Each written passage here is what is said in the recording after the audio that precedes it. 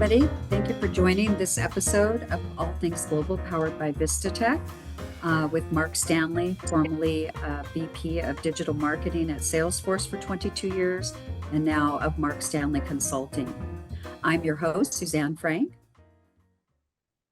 I'm your host, Domenica D'Agostino, and this is All Things Global, powered by Vistatec. So as Suzanne mentioned, today we have Mark Stanley. He's now a marketing advisor and a startup mentor with 22 years of experience leading marketing at Salesforce. And Mark helps businesses with their go-to-market strategies. He's one of the most experienced B2B marketing leaders who, during his long-spanning career at Salesforce, helped grow the business from just a startup to the #1 leader in customer relationship management that we know now. And in today's episode, Mark will focus on the importance of building strong alignment between marketing and sales in search of world-class customer experience and revenue growth. And if you follow Mark on social media, especially on LinkedIn, he shares a lot of interesting insights. His interests are very broad.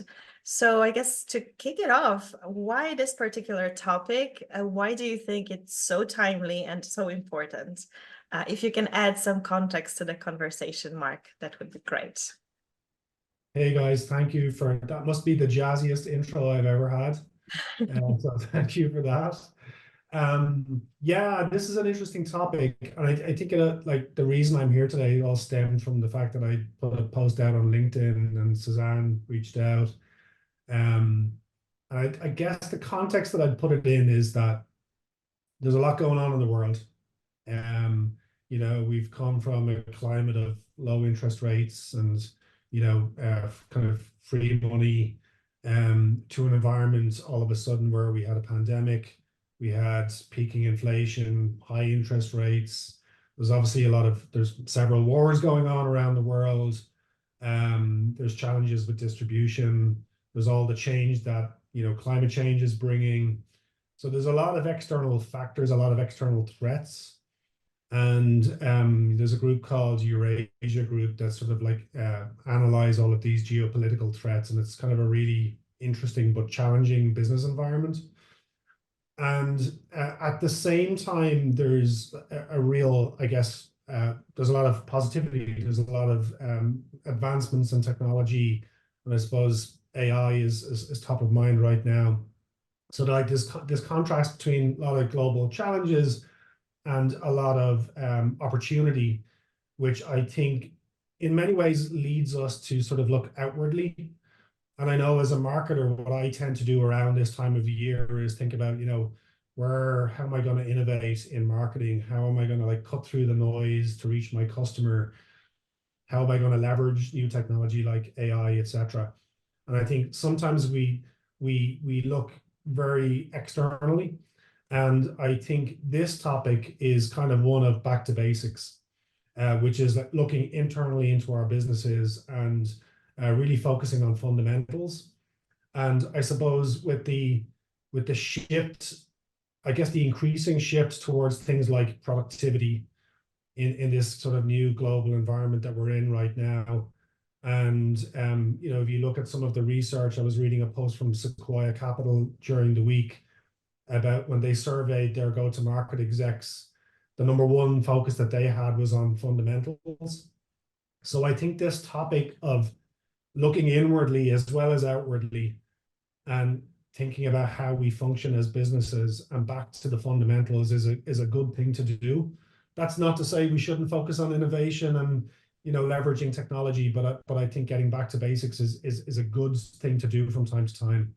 And I guess I just fundamentally believe, and one of the things that I learned throughout my career is that a business can really only be truly successful and achieve the kind of impact that it can achieve for its stakeholders when marketing and sales are working hand in hand. I think companies can be successful without that, but I don't think they can reach their potential. So there's a big, I think, kind of global context around it from my perspective, but it's also like a fundamental thing about how do you really be most effective as a business. Yeah, I agree. And I think, starting from fundamentals and before we address this big elephant in the room of AI, so in your practice, what are the common challenges or barriers to achieving this marketing and sales alignment within organizations? And yeah, what we can do to prevent that? Yeah, look, I think in fairness to businesses that maybe don't get this perfectly right, there are a lot of potential challenges. When I think about it, I think the starting point is kind of around the company culture. You know, are companies working together collaboratively? Are we working as one team in silos, you know, marketing and sales and customer success and product, or are we working together? Is it a collaborative environment, or are we sort of going it alone? Do we have a blame culture, or you know, are we in the boat together again? So I think it very much in my mind starts with culture. I think it's about leadership from the top. You know, is the CEO or the founder or the managing director, you know, leading the organization as a team, or is he or she leading the organization in silos? I think there's obviously potentially personality clashes between heads of sales and heads of marketing. There's challenges around alignment around the plan, the company vision. There are, you know, I come from a background in a technology business that was, you know, focused on, you know, was the biggest customer relationship management vendor in the world. And so I think there are technology gaps sometimes. There can be challenges with execution, and you know, one thing that I think maybe we don't talk about enough, or maybe even admit, is that sometimes marketing and sales leaders they're slightly different beasts, right? Sometimes we don't really understand each other. Sometimes we maybe don't have empathy for each other's roles and our problems. And maybe we don't take the time to figure that out. I have two questions. One is just to kind of tag off what you were just speaking about. For maybe marketing in mature companies that don't quite understand marketing and how to drive that success, ideal success measure you were just speaking about, what would be your top 2 or 3 pieces of advice to help them align? It comes down to goals. It comes down to targets. And of course, every business will have their revenue goals or their customer growth goals or their margin goals. And I think everybody in the business, and this goes beyond sales and marketing, by the way, but everybody in the business needs to be sort of anchored to that. So whether you're trying to grow revenue or customer number or margin, or, you know, whatever your metric might be, everybody needs to anchor on that. And then it's about how do each individual team contribute to that ultimate success. We're not going to have a blame culture. We're going to have a culture where we collaborate together in order to achieve that. So I think it was a start there. Leadership, Makes sense. Yeah. setting joint KPIs, and then I think the rest, with a lot of hard work, will fall into place. What do you see from a percentage? I'm sorry, I'm actually going to ask 2 more questions. What do you see as a range of a percentage of what you think marketing should be responsible for in regards to a KPI? What is the percentage range that you're seeing out there? You know what? It's kind of one of those depends questions, I think, because I could go into my perspective in the businesses that I've worked for, and you know, some of the early stage companies that I'm working with these days, and the answer will come out of that.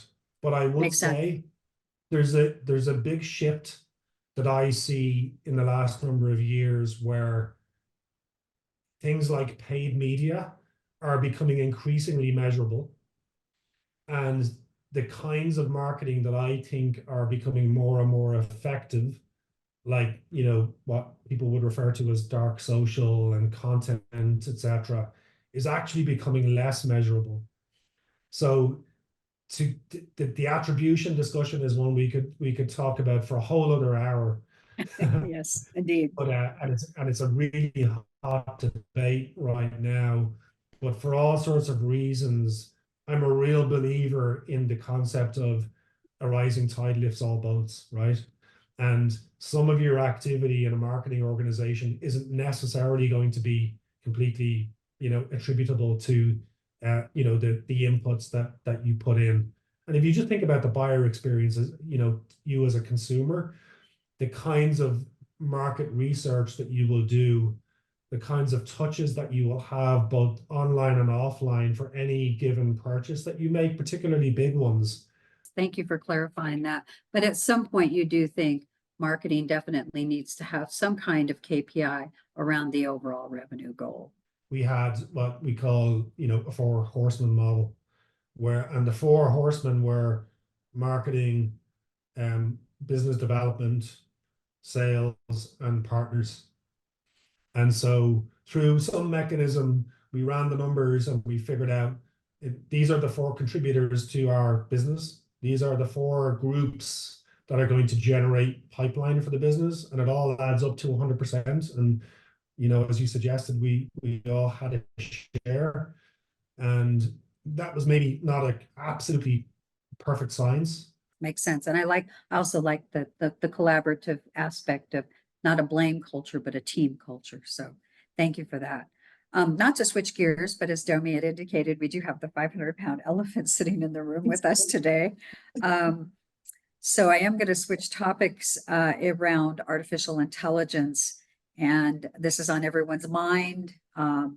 It's on anyone and everyone who works for any kind of company that's worried about growth, revenue. They want to know how they can get into this game at this time. We're hearing things such as, we don't care even if the tool works, we just need it. So talk to us about artificial intelligence, the impact that it's having on marketing and the alignment of sales and marketing. Can you speak a little bit about that, and kind of also what's happening, what you're seeing now, and maybe what might be happening futuristically? Yeah, we're all talking about this, right? In business and personal life, it's incredible. I think what's really interesting, it's maybe a slight tangent, but I think we've all got this consciousness around artificial intelligence, particularly in the last sort of 15 months or so, since OpenAI released the first version of ChatGPT. And I think that's brought AI into the mainstream, because ChatGPT is a chatbot that's got a large language model in the background, but it's something we can get our heads around, right? Like, I have it on my phone, I can literally speak to it. We kind of all understood what, Siri and, the Google voice assistant was in the past, but maybe we didn't really see that as AI, but we definitely see ChatGPT as AI. Right. But the reality is AI has been around a long time.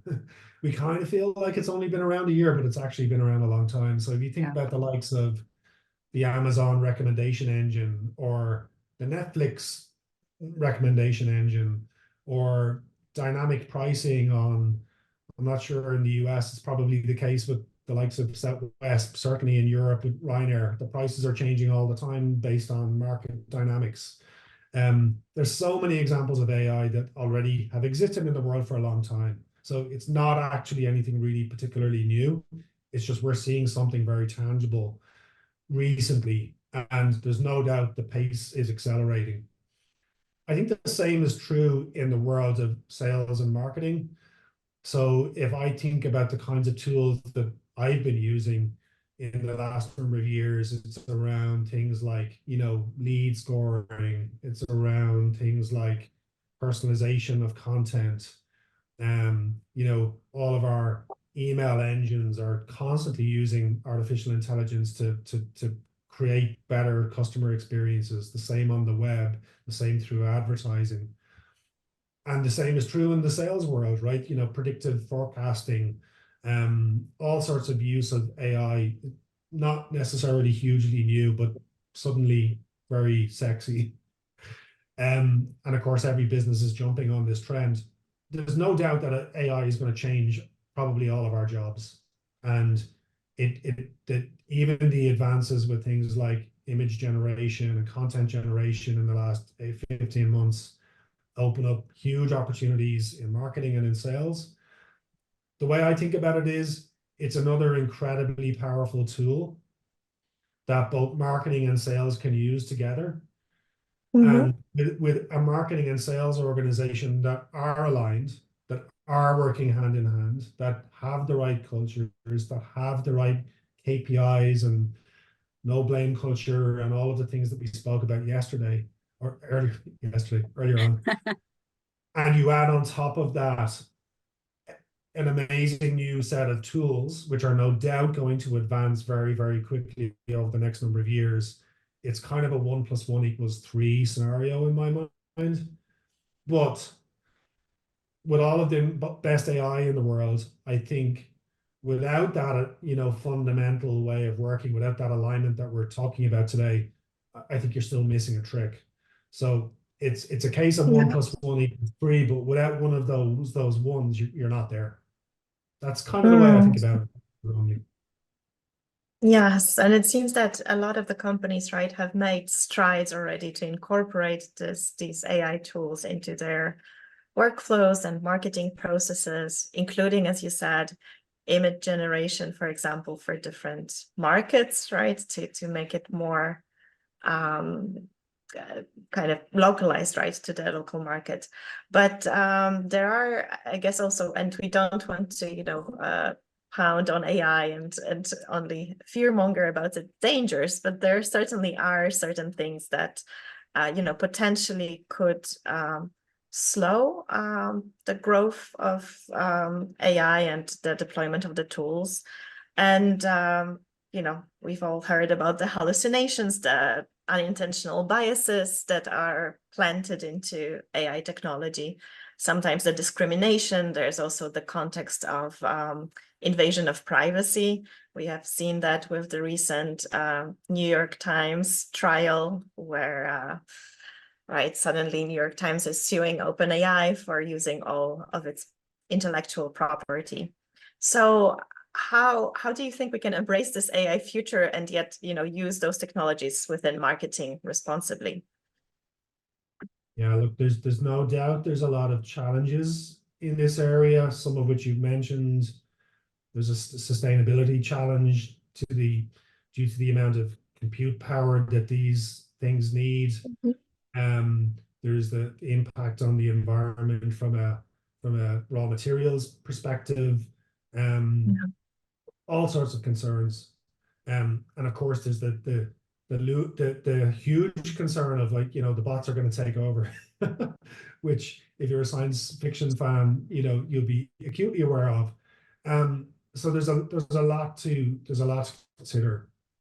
I think I tend to be an optimist, and I think this is one of the areas to be optimistic and look on the upside of the productivity gains that it will give individuals and businesses and all of society.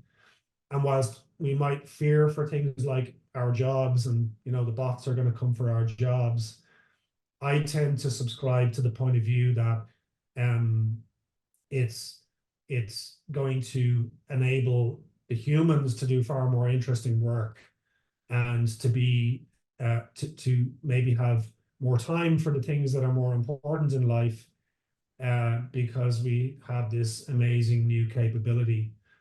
I think there's also a big trust factor.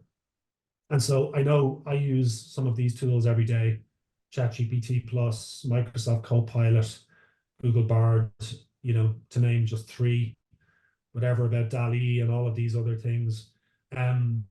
I often find inaccuracies in what it produces. And so I think there's a need for fact checking, there's a need for cultural sensitivity. There's frankly a need, if I was to boil it down, for trust.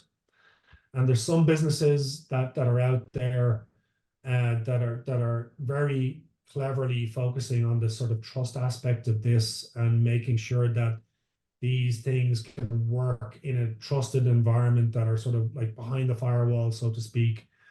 And I think that's a very clever position to take.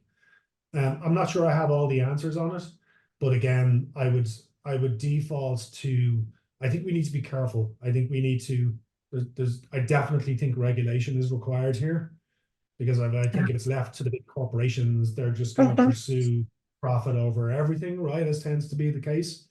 So much like the problems around things like social media, etc. I think there is an element of regulation required in a way that doesn't hamper innovation.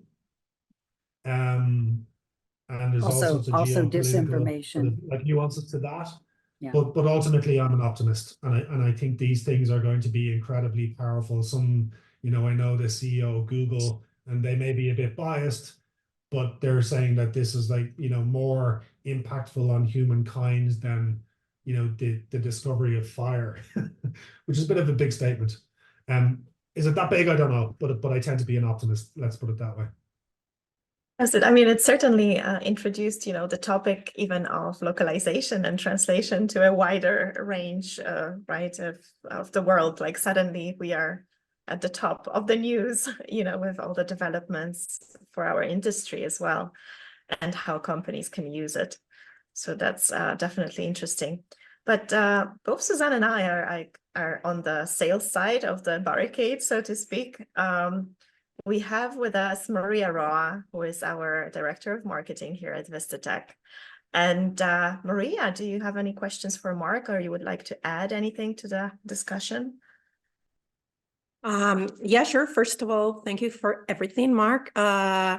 Well, I was listening to everything you said. I agree 100% with everything. And I have to say, the last thing you mentioned, whenever you were talking about the integration of AI tools into the marketing strategy, you were talking about the sustainability challenges. And there are many other challenges, like the unintentional bias challenge, the discrimination challenge. Like I know there was a long time ago, I think it was Apple that had a problem with a credit card because it was giving less credit to women just because they were women. And it thought that we should have less credit just because of that. So I believe businesses can effectively integrate AI tools into their marketing strategies by balancing the AI-driven techniques, as you said, with human expertise. At the end, we do need people. Everything involves leveraging the AI for data analysis, customer segmentation, personalized content recommendations, everything while allowing these human marketers to provide creative input, strategy, oversight, and ethical considerations. So I think this was very important, and I just wanted to remark it, because we really do need people to probably just create these new jobs or just change whatever they're doing now to work around AI. Also, I want to go back to something that Suzanne was talking before. She was talking about the KPI percentage. And I do agree also with Mark. It is super complex because at the end, for example, marketing is the only one responsible as a department for brand awareness. And how do you measure this? I mean, it is super complex, and at the end, it is very important. Brand awareness, it's what it lets people know who you are. It's what it makes them trust you in a way whenever they're going to buy. And when you do brand awareness also, I mean, there are many ways to do brand awareness, and one of them is through content. And I'm going to ask you something about content, if it is possible, Mark. I mean, we are in a very noisy content world. How do you think important it is to invest in your brand for organizations to build credibility and trust? Sometimes in the conflict between sales and marketing organizations is that sales just want pipeline, right? They just want leads and they want pipeline and they want to close deals. Because in many ways, sales organizations are quite short-term focused. So they're thinking about what they're going to close this month, what they're going to close this quarter. And I really think a lot about useful thought leadership, helping customers understand the dynamics in their environment, helping customers understand, just giving them useful thought leadership, how to content that helps them be successful. That's kind of the way I think about content. And there's all sorts of ways, of course, that you can do that. And of course, AI, going back to that, is potentially a really important tool in helping at least ideate, but also potentially create that content. Yeah, exactly. And if you let me add something, we're talking about different KPIs. For me, it's like one of the main challenges to achieve the marketing and sales alignment, because at the end, we have different goals and metrics. For instance, marketing might focus on generating leads, web traffic, and brand awareness, as I mentioned before, while sales may focus on like closing deals, revenue, or customer retention. And this can cause like a disconnect between the two teams, and they might not understand or appreciate each other's contributions, but there is a way to fix this. I mean, like, we just need to establish like a common set of goals and metrics, or to focus on the customer journey funnel and see which part every department will take care of and how we can help each other. But that's the thing. That's for me, like one of the biggest challenges to achieve this marketing and sales alignment. Agree. And I think it's like back to the point that I made at the start. One of the obstacles is maybe sometimes we just don't understand each other, right? We don't maybe understand each other's jobs. We don't understand what it takes to be successful. Maybe sometimes we don't have enough empathy for each other, etc. And I think that really what we're talking about here is like communication. And I think through communicating with each other, having shared metrics, educating each other on how things work on both sides, I believe the key to it lies within. Yeah, that 100%. And clear communication and lack of trust or understanding, that would be two that I'll go over it. I mean, like, maybe not all the information is being shared, or maybe like we need to have like regular marketing meetings to have updates, or just like a call, because right now we changed the way we work 100% after COVID, and we're used to just like sending emails or like short messages through Teams. Just like after sending a message asking for someone, just have a meeting, see each other's face, express what you need, it makes everything so much easier. You just need to communicate better, and that will help a lot. I mean, at the end, if you don't, that might lead to missed opportunities and waste resources. So I think what you said, I mean, it's 100% agree with you. I would Mark, also say, just add, go ahead. sorry to jump in, Suzanne. I was very lucky in that I worked in an environment where we had a very asynchronous style of working, and we used all sorts of different, technology to enable that. But that style of working is amazing, and sort of like transparency around numbers, in a way that's thoughtful to, only having access to the kind of numbers that you need to do your job, but within that, having that visibility is really important. And then it comes down to tactical things. Like, I think one of the keys to being successful in having marketing and sales teams that work hand in hand are things like pipeline council meetings, which is what we used to call these things. And I'm sure you use similar terminology, but sitting down on a regular basis and going through the numbers and, looking at who the contributors are to the pipeline, how that pipeline is progressing or not, and reviewing the numbers and having a joint action plan coming out of those meetings at every level, all the way from the head of sales and marketing down into the sort of divisions and regions and segments and, industries, was kind of the way we were organized.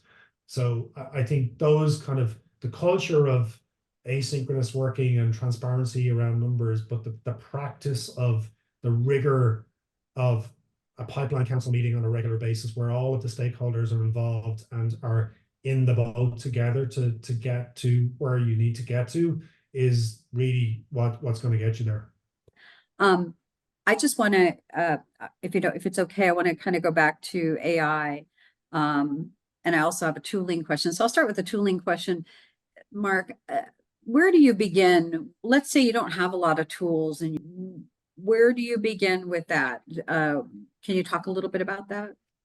There are some big shifts happening in the world of digital, some of which I referred to earlier on. There are other things happening, like the move towards, it's already happening started a few years ago, but it's happening now this year quite imminently, is the removal of third-party cookies in Chrome, which is going to play into the making it more difficult to sort of measure and track and personalize things. So I worked for a company that really advocated for having a centralized view of the customer. And being vendor agnostic now that I am, I think that idea is a really core idea. And there's lots of companies that can help solve that problem for you. But fundamentally, any business's customers, no matter what, whether they're B2C or B2B or whatever industry or geo they work in, their customer buying process is online, it's offline, it's through influencers, it's impacted in so many ways, and the touch points are becoming more and more complex. And yet your ability to track and measure and impact on that is almost getting more difficult.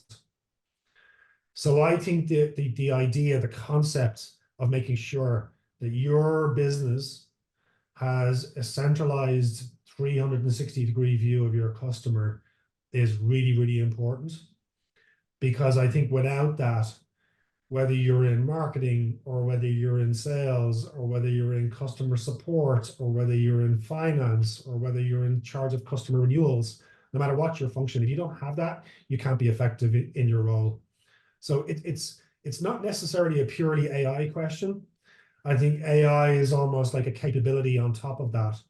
But fundamentally, if your organization can say that customer X has had these touch points with us, online and offline, that we can see what they're already buying from us, if we can see and predict what they might also buy, what they might add on, what they might upgrade to, etc., then I think you're going to be really hampered in your ability to have modern marketing, that you're going to have effective sales, that you're going to be able to service your customer in the most personalized way, all of which I think are becoming fundamental to customer expectations.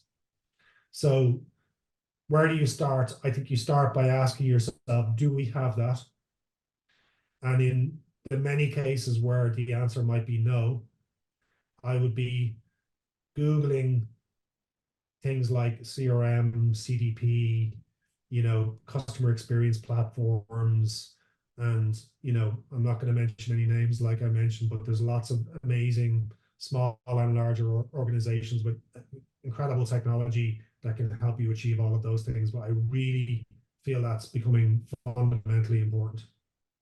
You're starting to see more and more companies look at content development tools that are run by AI. Is that something that you feel is mission critical in this day and age? Those kinds of tools can be really useful to ideate and to unstick you from a mental block, or just come up with like great ideas and great concepts, and then we'll see sort of how the tools develop to become more powerful, more culturally aware, more trustworthy effectively. But yeah, that would be my point of view on that topic. Brilliant. Thank you so much, Mark. So we have a question from the audience, from Pascal Tremblay, who used to be at Gap. She's also a consulting, has a consulting company right now. So in recognizing the potential of AI tools to augment human skills and tasks, a critical question emerges. How can we effectively advocate for the indispensable value of human involvement within the AI-assisted workflow, particularly against the prevailing assumption that AI's role might curtail workforce expenses through task automation? So basically, I think there was another audience question similar to this, right? Is the marketing manager still in the loop in all these processes, right? Well, I can say for sure right now, the way I see it is like it's fundamental that the humans stay involved. One thing that I was thinking when Maria was posing her question to me earlier, the world is a fundamentally sort of biased place, right?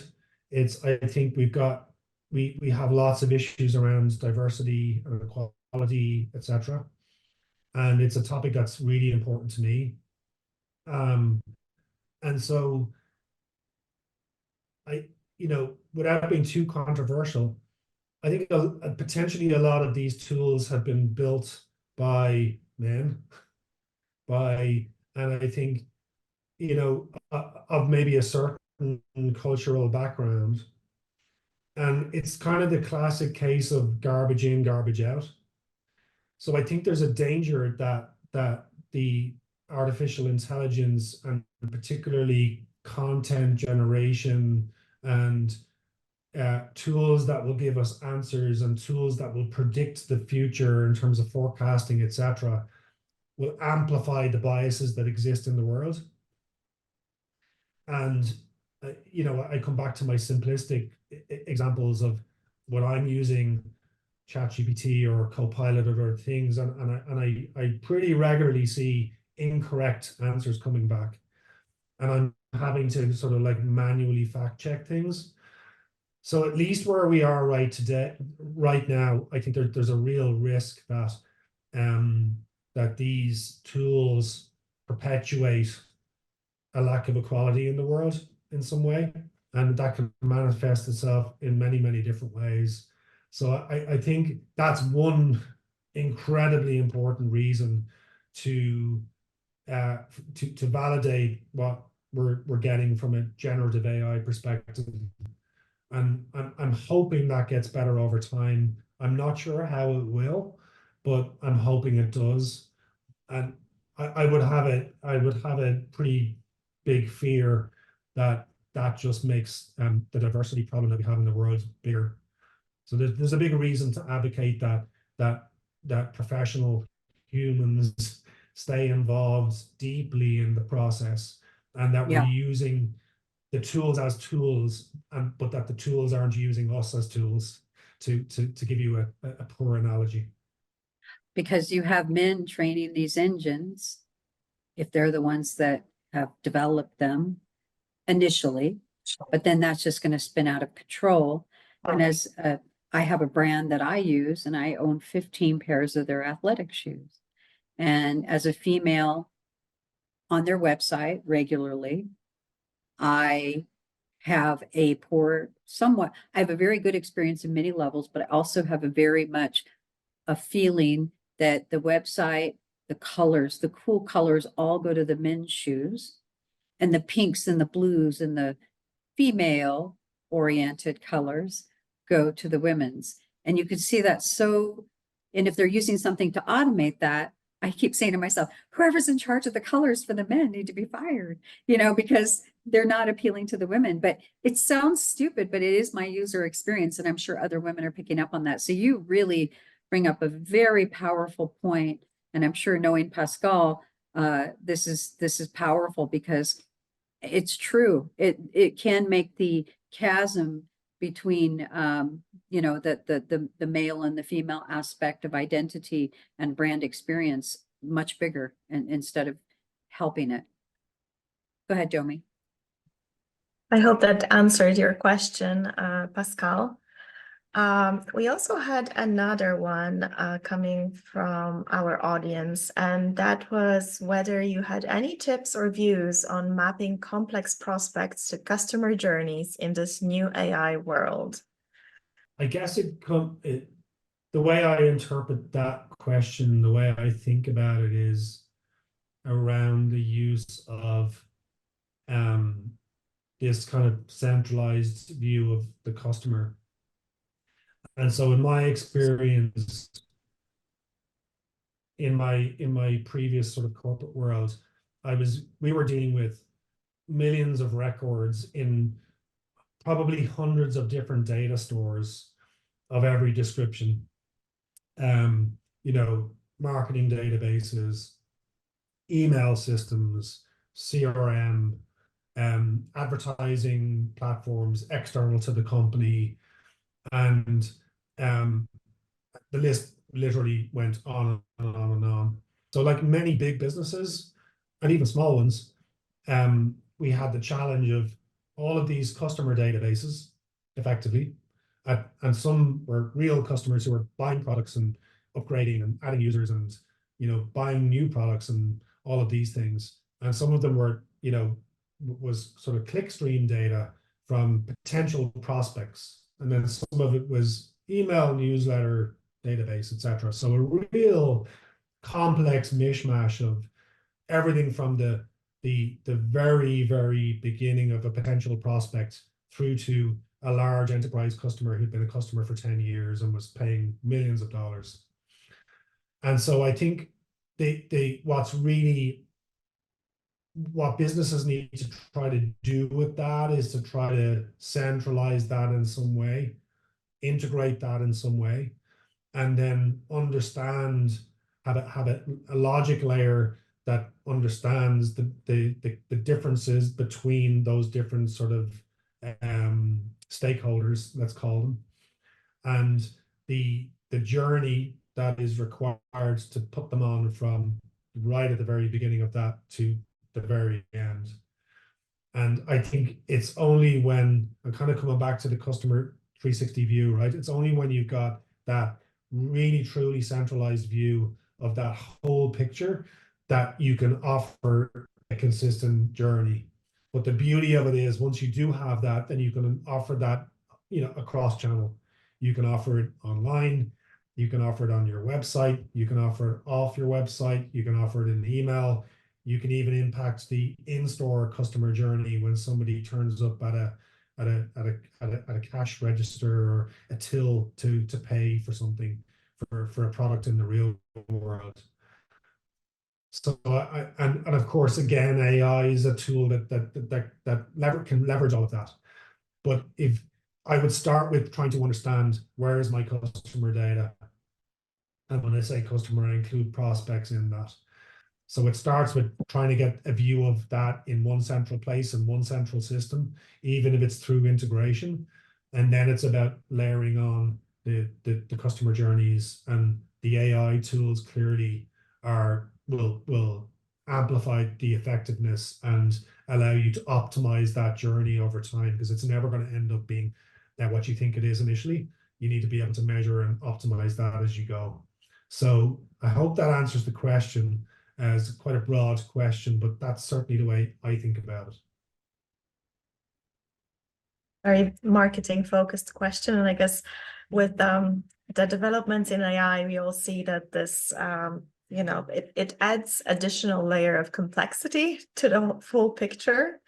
It definitely is there to hopefully, you know, get our lives a little bit easier and automate certain things. And as you said, make us focus on the creative and on something that we could truly impact from the human level. But then on the other hand, right, there are just so many tools in the market and so many different ways that if I can add something, Dawn, there is one tool, there's one AI tool right now that it can generate your user journey maps right now. So you just have to tell the tool exactly what you need and what you're looking for, and it creates your customer journey map super quick and super easy, and it provides like the valuable insights into your customer experiences, and it like optimizes your website to better meet your customer needs. So, I mean, obviously, again, it needs a person behind to look at everything and see if it is exactly what you were looking for, but it is much easier than you doing it from scratch. So it is also a starting point. I mean, it can also help you that way, I guess. Make a good point there, Definitely. Maria. Yeah. Mhm. We do have another question from the audience, and I want to be mindful that we're down to the last 3 minutes. So if there's any additional questions, feel free to put them in the chat. Otherwise, we can always reach out to Mark or Dominique or myself. This question is from an anonymous attendee: how do brands differentiate themselves in an AI world? So how do I guess that's really interesting. Like, how do they make themselves seem different when everything's kind of seeming all the same? Really interesting question. I know in the case of Salesforce that I used to work for, their angle is trust. So everybody can use AI, but we're giving you the trust layer that enables you to use AI in a way that is safe within your business, that doesn't expose your customer data outside of your business. And I think that's really smart. So how does every business do it? I think it depends on your business and what you offer and who your customer is. But I think that's really good inspiration for how one really big business is integrating AI into their services, but at the same time differentiating, because that's not something that a lot of any other businesses really have solved for. So maybe not the full answer, but maybe a little bit of inspiration. What I'm getting from that is maybe holding true to your core, like you said earlier when we began, back to the basics, holding true to what your brand is. So at Salesforce, you had your, I'm sorry, what was your word that you used? That was kind of your core word. Well, trust was their number one Trust, value. yes, Trust yeah. is their number one value. Yeah. Exactly. Yeah. So Vistatec, we use quality. So it's holding true to the core basics of your brand. So we could have another whole show on that, but we're down to 1 minute. So I just want to thank you, Mark. This has been very enlightening and very important to many people out there. So we have a lot of people that have signed up to get the recording, and we'll make sure to get you the recording when it's available. But we want to thank everybody in the audience. If you need any additional brand marketing localization consultation from Mark Stanley, please reach out to him at Mark Stanley Consulting on LinkedIn. And then, of course, always don't hesitate to reach out to Dominique or myself if you need any information on Vistatec. We do work with the world's largest global brands in regards to translation, localization, and now various types of AI and automation. So without further ado, I'd like to thank everybody for attending this episode of All Things Global, and we'll see you next time.